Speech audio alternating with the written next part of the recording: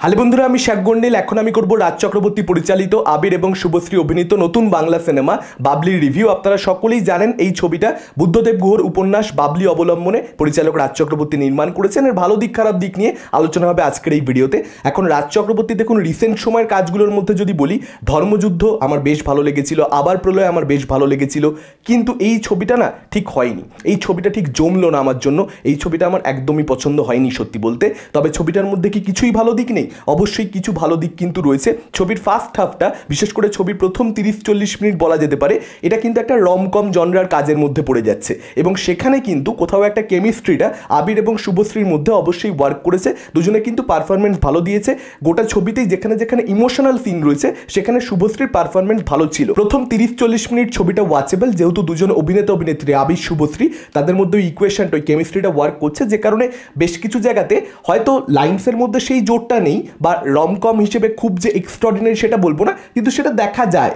মোটামুটি একটা জমেছিলাম ছবিটার সঙ্গে। তারপরে কি সমস্যা হচ্ছে আমি সে ব্যাপারে পরবর্তীতে আসছি। নেক্সট ভালো দিক হচ্ছে ছবির মিউজিক।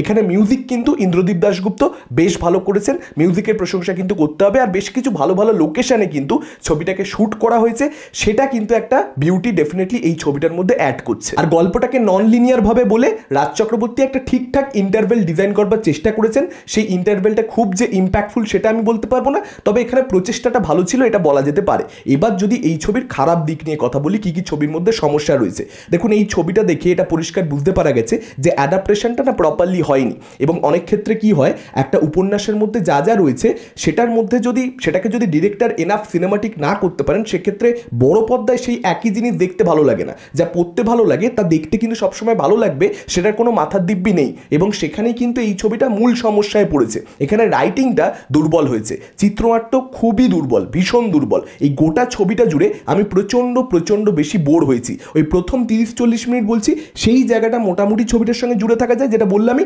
বাকি গোটা ছবিটার সঙ্গে জুড়ে থাকা বড্ড বেশি কঠিন হয়ে যায়। তার কারণ হচ্ছে এখানে শুভশ্রীর যে ক্যারেক্টারটা, যে প্রোটাগনিস্ট, সেই ক্যারেক্টারটাকেই না ভালোভাবে লেখা হয়নি। তার যে ইনার কমপ্লেক্সিটিসগুলো, অর্থাৎ মনের মধ্যে তার যে সমস্যাগুলো চলতে থাকছে, সেগুলো যদি অডিয়েন্স হিসেবে আমি ফিল না করতে পারি, তাহলে তো এই ধরনের ছবি সম্পূর্ণরূপে ফেল করে যায়। এটা তো একটা ক্যারেক্টার ড্রিভেন ছবি। যদি মূল চরিত্রকেই না বুঝতে পারি, সাপোর্টিং ক্যারেক্টার আমি বাদ দিচ্ছি, মূল চরিত্রের সমস্যা যদি অনুভব না করি, যদি ইমোশনাল অ্যাটাচমেন্ট মূল ক্যারেক্টারের সঙ্গে তৈরি না হয়, তাহলে এই ধরনের ছবি কী করে আসলে ভালো লাগবে? এটা তো প্লট ভিত্তিক কোনো ছবি নয়। এখানে শুভশ্রীর ক্যারেক্টারটাকে ভালো লাগা তো দূরের কথা, উল্টে কিছু কিছু জায়গাতে একটু বিরক্তিকরই লাগে। অ্যাট টাইমস কিন্তু এই ক্যারেক্টারটা প্রচণ্ড বেশি ইরিটেটিং। কিছু জায়গাতে ক্যারেক্টারটা এমন কিছু কাজকর্ম করছে যাতে করে এই ক্যারেক্টারটা আমাদের কাছে ন্যাকা হিসেবে প্রতিপন্ন হচ্ছে, মানে কাজকর্মগুলো ন্যাকা ন্যাকা লাগছে। এবার একটা ক্যারেক্টার কোনো কিছু একটা কাজ করছে, সেটার পেছনে তার নিজস্ব যুক্তি থাকবে। সেই যুক্তিগুলোকে যখনই রাইটিংয়ের মধ্যে এস্টাবলিশ করতে ডিরেক্টর রাইটার সক্ষম হবেন,